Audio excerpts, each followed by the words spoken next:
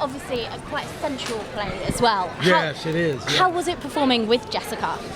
Well, first of all, Jessica was one of the reasons I did this movie, because her performance, from the very first time she read for me in an audition, I thought this girl is a prodigy and she's going to go far, and she is Salome. And so both Robert Fox and I looked at each other, stunned. It was like we were dreaming. And so we're witnessing a great actress in the making. So that made it very possible to do the movie, because you need a Salome when you do this. Was it weird doing the scenes with her? Like, because it's very sensual. No, because we had been doing it on the stage together. It's all, part of the technique and all. It was not weird. No. And this is weird. Yes. What about when you got caught in the traffic with the crazy demonstration? Oh, I got caught in the traffic because of all times they had a environmental march, which is fine, but it was fine. So it's good. One time I was going to a premiere, and I was with my oldest daughter. Yeah. And we were in the Cadillac in the limo, and the limo broke down. Oh, no. Before we got here. We got out, and what are we going to do? So we got a cab. Yeah. We arrived at the premiere in a black cab. Now that was also an interesting memory. Yeah, this will be a memory. It'll be good. What do you think you've learned about power and passion from seeing it through the eyes of Oscar Wilde? Well, what I thought was really a revelation to me is the scene when they confront each other, when Herod and Salome confront, and Herod starts offering her all these things, these riches, this colossal network of stuff, and she just keeps refusing. And this is this great conceit by Oscar Wilde to pit these two things against each other, the material and the spiritual. And who wins? It's a beautiful idea, no?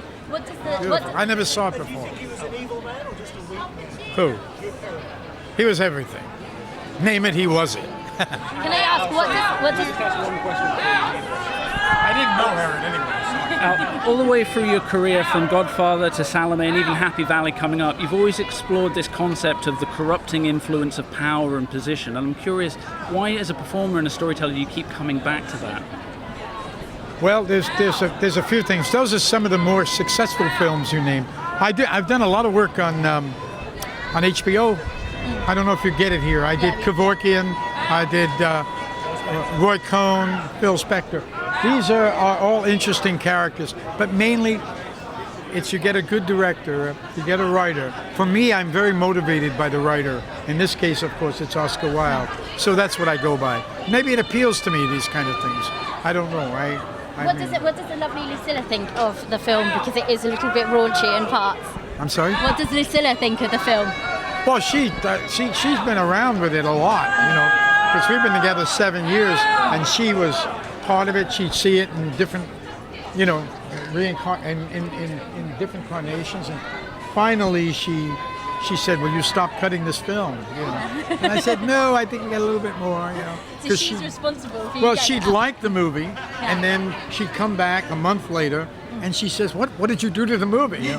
It's a process, and it's enjoyable for me to do that, because not only do I learn about filmmaking, the film starts to talk to you. It starts to tell you what it wants to be, and you sort of have to listen.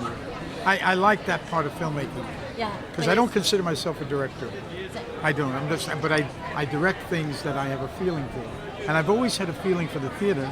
So theater pieces, I like to do theater pieces on screen, on film, because I'm trying to marry film and theater. And I've been trying to do it. I haven't quite done it yet, but it's almost here in Salome, where you really feel that sense of being in a live theater, but it's also using film techniques. Bring you into it. Can I ask one last question? Lucilla, That's got to be my agent. Tell me about Salome and why this has been such a passion project for you. Well, it started in London, actually, when I saw Burkoff's production of it. I thought this is an amazing play, a play I've never seen before, by a writer who I didn't know at the time, because I knew Oscar Wilde, but I didn't know he wrote it. And in the course of the play, I thought this was written by a prophet, someone who was far ahead of all of us, and I wanted to meet him. So at the end of the play, I looked down at the program, and of course it was Oscar Wilde who wrote it, so that was off. So I pursued the play, I pursued everything about it until I finally did it, and then I went on. You know, I do these kind of things. I experiment with stuff, especially things that interest me. And either it works or it doesn't. Either it sees the light of day or I've done quite a few things like this. Certainly Looking for Richard was an experiment. And this was. But as time went on, I found Jessica Chastain in her debut, and I thought I have to make a movie of it. So I made a movie, and I spent a lot of time editing it and playing with it, hoping that one day I could get it together. But I never expected this. I never expected this big opening and everything that goes with it. So I'm very pleased. I'm honored to be here in London. It's a great place. I want to come here all the time. What drives you on, and do you have anything else that you want to achieve? Well, I don't think about it that way. I'm glad that I get up and I feel pretty good. And so something comes along, I just seem to have the appetite still. And I don't know why, and I don't question it. You were nicknamed the actor as a kid, I believe. Is that right? And yeah. So, did you always want to be an actor? Yes, always wanted to be an actor, but it wasn't until I was about 21, 22 that I realized that I was going to do it for the rest of my life, because it was something to do with being in a play at one point, and I thought, this is a wonderful way I have of expressing myself and speaking about things and finding out about things, really. So who were your influences, and also, if you hadn't been, in terms of actors, and if you hadn't been an actor, what do you think you'd be doing? Well, I probably would be an usher in a movie house. I liked that job. I did it once. I enjoyed it. I really did. I liked the quiet of it. I liked the movie house, and I like to stand quietly. A little different than this experience here now. And who were your influences acting-wise? The great ones would be all the great actors of my time, such as Marlon Brando, of course, the biggest influence on me. And mainly I was influenced, to be honest with you, by the great plays, because that's how I started in theater.